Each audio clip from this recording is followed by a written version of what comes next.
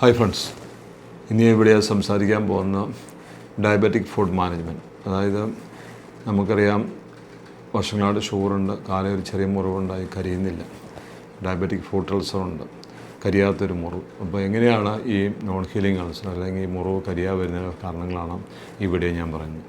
ഇതൊരു series of ടോക്കാണ് diabetic ഫുഡിനെ പറ്റി. ഒരു 10 ടോക്ക് വരുന്നുണ്ട്.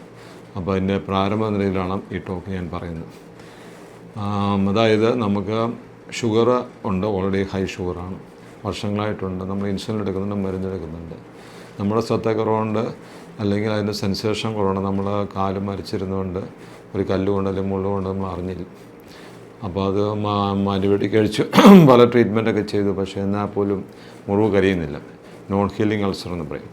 ഇതിൻ്റെ പ്രധാനമായിട്ടുള്ള ഫാക്ടർ ഹൈ ഷുഗറാണ്. അപ്പോൾ ഹൈ ഷുഗർ വരുമ്പം ബാക്ടീരിയ കണ്ടമാനം വളരും. അപ്പോൾ ബാക്ടീരിയ ഒരുപാട് വളരുമ്പം നമുക്ക് അതിനെ ആൻറ്റിബയോട്ടിക് പലതും നമ്മൾ ഉപയോഗിച്ച് കൾച്ചർ ചെയ്തു. പക്ഷേ എന്നിട്ട് നമുക്ക് ഒരു ബയോഫിലിം ഉണ്ടാകുന്നതുകൊണ്ട് ആ മുറിവിൻ്റെ പുറത്തൊരു വെള്ള കളറിലൊരു ഒരു ഫിലിം പോലെ ഉണ്ടാകും.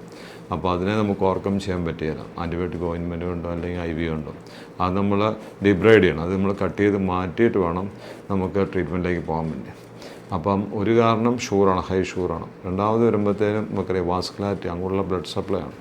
പലപ്പോഴും നമുക്ക് ഡയബറ്റിക് പേഷ്യൻസിന്, അതായത് പ്രമേഹ രോഗികളിൽ ഹൈ കൊളസ്ട്രോൾ ഇപ്പോൾ രക്തക്കുഴലിൽ കൊളസ്ട്രോൾ അടിഞ്ഞുകൂടി താഴോട്ടൊക്കെ രക്തോട്ടക്കുറവാണ്. അതിന് നമ്മൾ ആംഗിൾ ബ്രേക്കിൽ പ്രഷർ ഇൻഡെക്സ് നോക്കും. അതായത് നമ്മൾ കയ്യിലെയും കാലിലെയും പ്രഷർ നോക്കിയിട്ട് അത് തമ്മിൽ നമ്മൾ കമ്പയർ ചെയ്യുമ്പോൾ കാലിലോട്ട് അപ്പോൾ ആകുമ്പോൾ കുറച്ച് നമുക്കറിയാം കയ്യേക്കാരും കുറച്ച് പ്രഷർ കൂടുതലായിരിക്കും.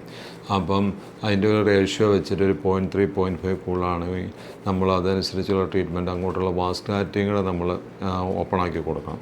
അതിന് ചിലപ്പോൾ നമ്മൾ ഇൻ്റർവെൻഷൻ കാർഡിയോളജിസ്റ്റിനെ കാണേണ്ടി വരും, ആൻജിയോഗ്രാമൊക്കെ ചെയ്ത് നോക്കേണ്ടി വരും. അപ്പം പ്രധാനമായിട്ടും ഇനിഷ്യലി നമ്മൾ ഡിജിറ്റൽ പൾസസ് നോക്കുക. 2 പൾസസാണ് മെയിനായിട്ടുള്ളത്. ഒന്നത് പോസ്റ്റീരിയർ ടിബിയൽ ആർട്ടറി, നമുക്ക് കാലിൻ്റെ ആംഗിൾ ജോയിൻ്റെ പുറകിലായിട്ടുള്ള ആർട്ടറിയാണ്. പിന്നെ പാദത്തിലുള്ള ഡോർസാലിസ് പെഡിസ് ആർട്ടറി എന്ന് പറയും. ഈ 2 ആർട്ടറി നമ്മൾ പാൽപ്പേറ്റ് ചെയ്തിട്ട് പൾസ് ഉണ്ടോ എന്ന് നോക്കുന്നു. പൾസ് ഉണ്ടെങ്കിൽ കുഴപ്പമില്ല, വാസ്കുലാരിറ്റി ഓക്കെയാണ്.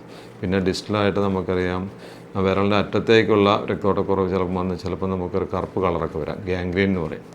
അത് വളരെ റെയറാണ്. അത് അങ്ങേയറ്റം ശ്രദ്ധിക്കാൻ വരുന്ന മുറിവ് മാത്രമേ ഉള്ളൂ. അപ്പോൾ ആദ്യം നമ്മൾ ഹൈ ഷുഗറുണ്ട്.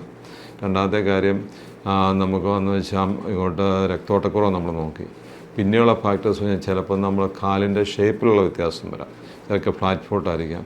ചില ഭാഗങ്ങളിൽ പ്രഷർ കണ്ടുവാനും വരുന്നു. അതായത് ചിലർക്ക് നമ്മൾ നോർമലി നമ്മുടെ പ്രഷർ കാലിൻ്റെ വരുന്ന ഒന്ന് ഉപ്പൂറ്റിയുടെ ഭാഗത്ത് വരാം, പിന്നെ സൈഡിൽ വരാം. പിന്നെ നമ്മൾ 2 വിരലിൻ്റെ തള്ളവിരലിൻ്റെ ചെറുവിരലിൻ്റെ ആ ഭാഗത്തായിട്ട് പ്രഷർ വരേണ്ടത് ഈവനായിട്ട് ഡിസ്ട്രിബ്യൂട്ട് ചെയ്യണം ഈ 4 അല്ലെങ്കിൽ 3 സൈഡിലേക്ക്. അപ്പം പലപ്പോഴും ഈ 3 പോയിൻറ്റുകളിലേക്ക് വരാതെ ഫ്ലാറ്റ് ഫുള്ളാകുമ്പോൾ നടുഭാഗത്ത് ഒരു പോയിൻറ്റിലേക്കൊക്കെ നമ്മുടെ നടക്കുമ്പം പ്രഷർ വരും. അപ്പോൾ അവിടെ ഒരു അൾസർ വരാൻ ചാൻസ്, ഒരു കാലസ്, ഒരു തിക്കനിങ് ഓഫ് സ്കിൻ വന്നിട്ട് അതിൻ്റെ അടിയിൽ നമുക്ക് ഒരു ചുമന്ന് വരാനും ബ്ലബ് വരാനും ഒരു മുറിവ് വരാനൊക്കെ ചാൻസ് ഉണ്ട്. അപ്പം നമ്മൾ അതിനെ കൂടെ അഡ്രസ്സ് ചെയ്യണം. അപ്പോൾ ഒരു മുറിവ് എന്തുകൊണ്ട് കരിയുന്നില്ലാതെ വരുമ്പോൾ ആദ്യം നമ്മൾ ഷുഗർ കൺട്രോൾ ചെയ്യണം.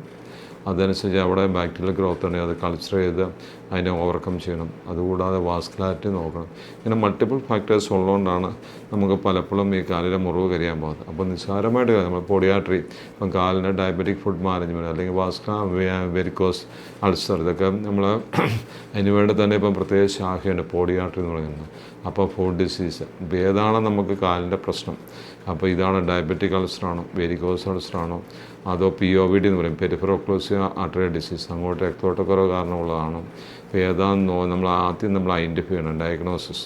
അപ്പോൾ അത് ഐഡൻറ്റിഫൈ ചെയ്തിട്ട് നമ്മൾ വെരിക്കോസ് ആണെങ്കിൽ ഇപ്പോൾ സാഹചര്യങ്ങളുടെ ചിലവ് വേണ്ടി, കാരണം വെരിക്കോസ് വെയിൻ അഡ്രസ്സ് ചെയ്യണം, എന്നാലേ മുറിവ് കരിയുള്ളൂ.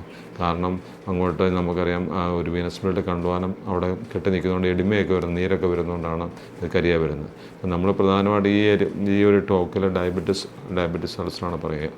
അപ്പോൾ നമ്മൾ ഈ അൾസർ വരുന്നതിന് പ്രധാന കാരണം നമ്മൾ പറഞ്ഞു കഴിഞ്ഞു, വർഷങ്ങളായിട്ട് ഷുഗറുണ്ട്, കാലിൻ്റെ സെൻസേഷൻ പോയിട്ടുണ്ട്.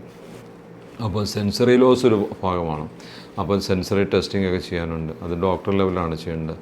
പലപ്പോഴും രോഗി വരുമ്പോൾ പറയും, സാറേ കാലിൻ്റെ അല്ലെങ്കിൽ ഡോക്ടറെ കാലിന് മരച്ചാണ് ഇരിക്കുന്നത്, ബേണിങ് സെൻസറി പുകച്ചിലുണ്ട്, അല്ലെങ്കിൽ കാലിൻ്റെ നിലത്ത് ചവിട്ടുന്ന പോലും അറിയുന്നില്ല, ഒരു തടിയെ ചവിട്ടുന്ന പോലെ ഇരിക്കുകയാണ്. അപ്പോൾ ആ സെൻസറി ലോസ് പ്രധാന പോയിൻ്റ്. ചിലർക്ക് മോട്ടോർ ലോസ് വരാം, നടക്കും വീക്ക്നെസ്, കാല് മടങ്ങിപ്പോകുന്നു, പാദം വലിച്ചുകൊണ്ട് നടക്കും, നമ്മൾ എടുത്തു വെക്കുന്നില്ല. അപ്പോൾ ഇങ്ങനെ പല പ്രശ്നങ്ങളുണ്ടാകും. പിന്നെയുള്ള ചാർക്കട്ട് ജോയിൻ്റ് പറയും. അപ്പം ബോണിനെ കൂടെ ഇൻവോൾവ് ആവുന്നു. അപ്പോൾ സെൻസറി ലോസ് വന്നിട്ട് ബോൺ ഡിസ്ലൊക്കേഷൻ വരുന്നു, കാലിൻ്റെ ഷേപ്പിൽ വ്യത്യാസം വരുന്നു. അപ്പോൾ അങ്ങനെയൊക്കെ ആകുമ്പോൾ അവർക്ക് പ്രോപ്പറായിട്ട് ചപ്പലൊക്കെ നടക്കാൻ പറ്റണം. അപ്പോൾ ഇത്രയും കാര്യങ്ങൾ നമ്മൾ ഇനിഷ്യലി ഒരു വൂണ്ട് വരുമ്പോൾ നമ്മൾ ശ്രദ്ധിക്കണം. പ്രത്യേകിച്ച് നമ്മൾ തന്നെ മാനേജ് നോക്കണം. ഇപ്പം ബാത്റൂം സർജറി എന്ന് പറയും,